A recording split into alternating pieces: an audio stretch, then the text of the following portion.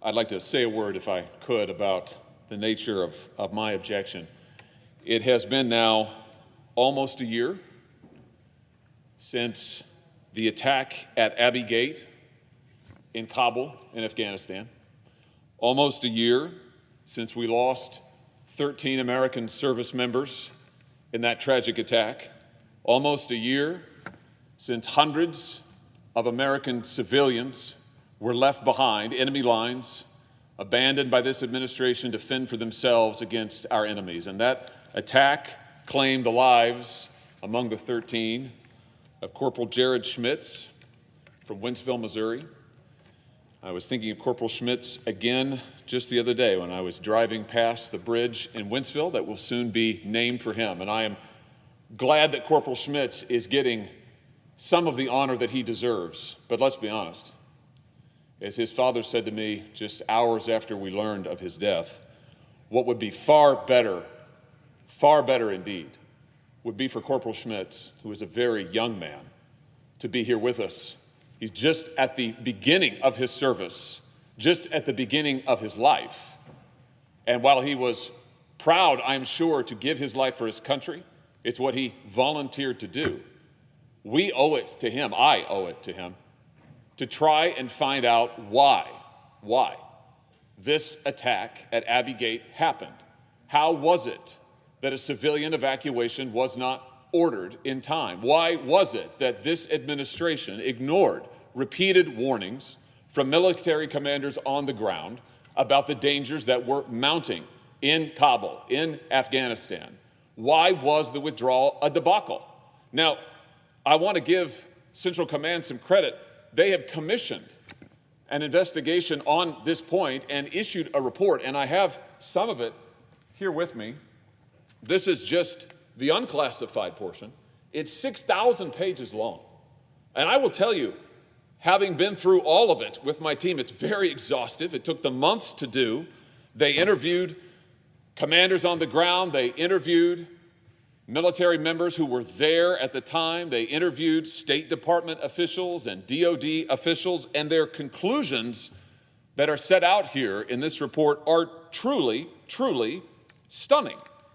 What they found is that military commanders repeatedly warned the White House, repeatedly, that the situation in Afghanistan was deteriorating rapidly, that the danger to American troops was high, that the danger to American civilians was high and indeed potentially lethal. And what did the administration do? It ignored these warnings. The CENTCOM investigation shows that Tony Blinken's State Department and Jake Sullivan's National Security Council dragged their feet for weeks and indeed months on end. It shows the State Department wouldn't even talk about an evacuation, wouldn't speak of it until it was too late. And the worst of it is, after this botched withdrawal, after this tragic loss of life, the administration took efforts to cover up what had happened. And we're still in the midst of this cover-up. Just last November, Homeland Security Secretary Mayorkas testified that, and I'm quoting him now, biometric and biographic information was collected from every individual evacuated from Afghanistan. Every individual. That's his statement. He testified that the administration, I'm quoting him now, took a whole-of-government approach, ensuring that Afghans arriving in the United States have been thoroughly screened and vetted. That simply is not true. And we know it isn't true because the DOD Inspector General just released a report debunking it, finding that U.S. agencies did not use available data when vetting Afghan evacuees, finding that some evacuees with derogatory information could not be located, including individuals whose latent fingerprints have been found on improvised explosive devices and are known or suspected terrorists. Here's my point, Mr. President. Almost a year after this tragedy, almost a year after this debacle, there has still been no accountability. No accountability. There has been no one fired. There has been no one relieved of command. This administration has stonewalled, they have dragged their feet, they have refused to cooperate. Oh, we have had hearings and they have had briefings almost entirely behind closed doors. So here is my request. It's what I promised Corporal Schmitz's father, I would do on the morning that I spoke to him, that I would seek accountability for what happened in Afghanistan.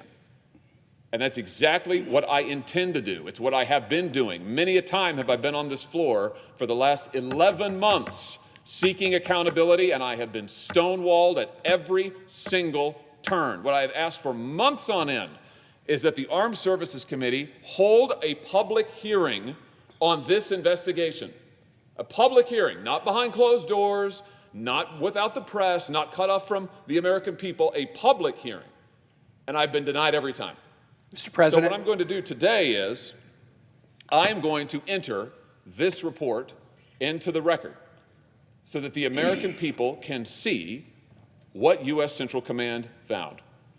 And until we have that accountability in public, I will continue to ask that the Senate observe regular order and actually vote on these nominees. Mr. I yield the President. floor.